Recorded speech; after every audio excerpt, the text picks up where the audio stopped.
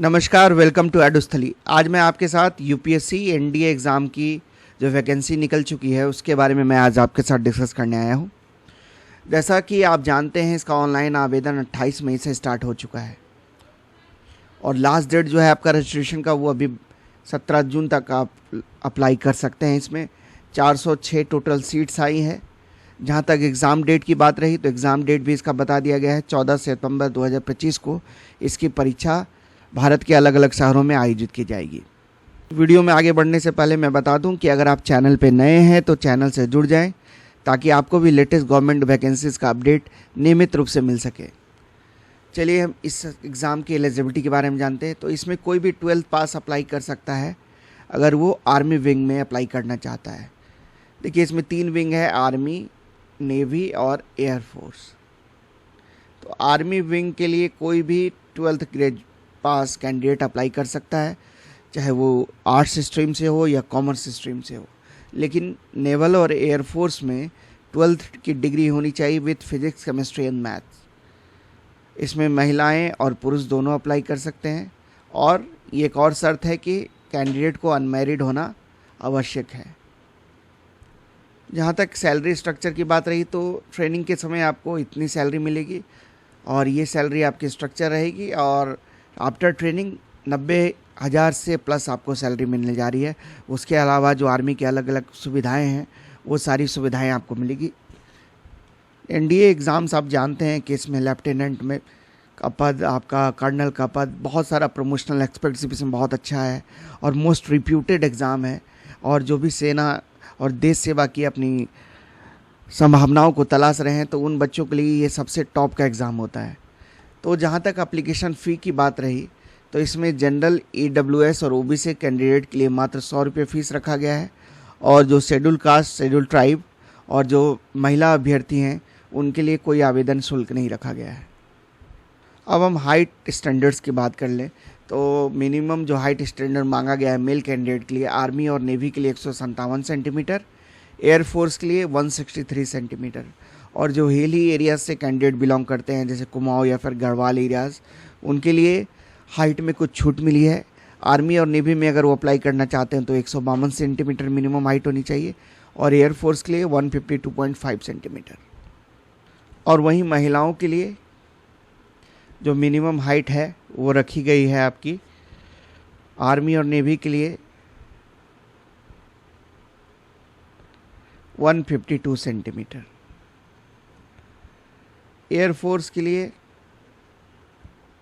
163 centimetre और जो hilly areas के कैंडिडेट्स हैं उन्हें आर्मी के लिए चाहिए आपका 148 सेंटीमीटर और फॉर ये आर्मी के लिए, और for air force and navy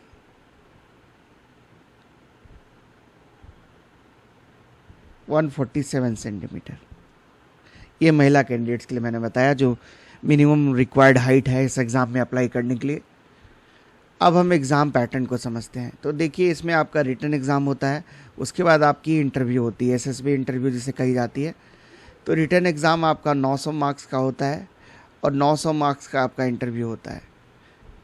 question आपको हिंदी और अंग्रेजी दोनों भाषा में मिलते हैं और मल्टीपल चॉइस क्वेश्चंस के मोड में ये पेपर आपका ऑर्गेनाइज होता है। तो इंटरव्यू की जहाँ तक बात रही तो इंटरव्यू 2 स्टेज में कंडक्ट करवाया जाता है। जो स्टेज 1 क्लियर करते हैं वही स्टेज 2 में आगे बढ़ते हैं।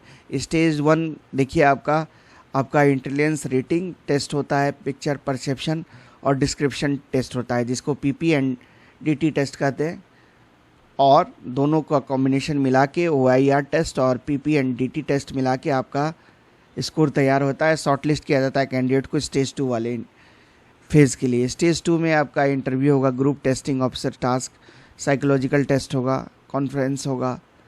4 दिन तक आपका ये टेस्ट चलेगा और एक दिन ये चलेगा और ये 4 दिन, टोटल 5 दिन आपका एसएसबी का इंटरव्यू होता है। इसका डिटेल्स आप www.joinindianarmy.nic.in पे जाके डिटेल्ड में पढ़ सकते हैं।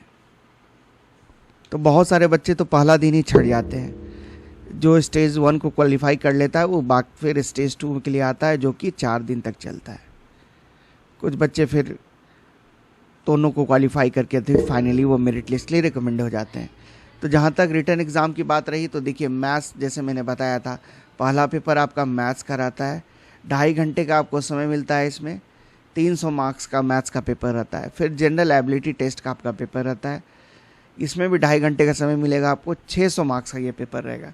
तो जीएस का वेटेज ज़्यादा है एज कम्पेयर टू मैथमेटिक्स।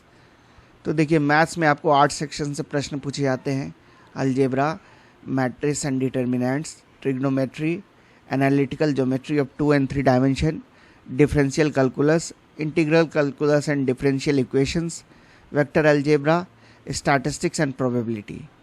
और वहीं जीएस पेपर टू जो है आपका जनरल एबिलिटी टेस्ट वाला, जिसका मार्क्स मैक्सिमम है 600, उसमें आपका पार्ट ए रहता है इंग्लिश 200 मार्क्स का, और बाकी फिर जनरल नॉलेज आपका 400 मार्क्स का होता है, जिसमें आपके physics, chemistry, bio, history, polity, economics.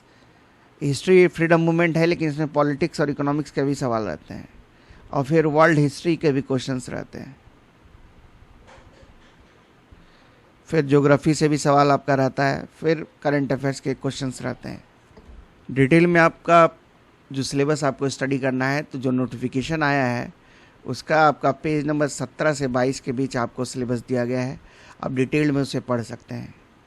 मैं डिस्क्रिप्शन में ये लिंक डाल दूंगा इस नोटिफिकेशन का, आप वहाँ से भी पढ़ सकते हैं। टेलीग्राम चैनल पे भी मैं इस पीडीएफ को डाल दूंगा, वहाँ से भी आप नोटिफिकेशन का पीडीएफ मैं डाल दूंगा, वहाँ से आप पढ़ सकते हैं, इसको स्टडी कर सकते हैं सिलेबस को। जहाँ तक डेट ऑफ बर्थ की बात रही कि कौन कैंडिडेट्स इसमें अप्लाई कर सकता है एज लिमिट के, तो इसमें एक डेट ऑफ बर्थ का क्राइटेरिया बताया गया है कि नॉट बिफोर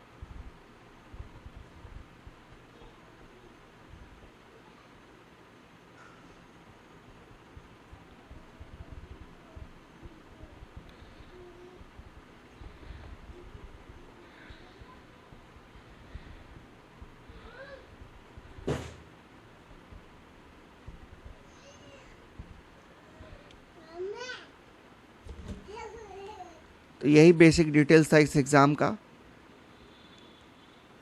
वीडियो को देखने के लिए आप सबों को धन्यवाद। जय हिंद।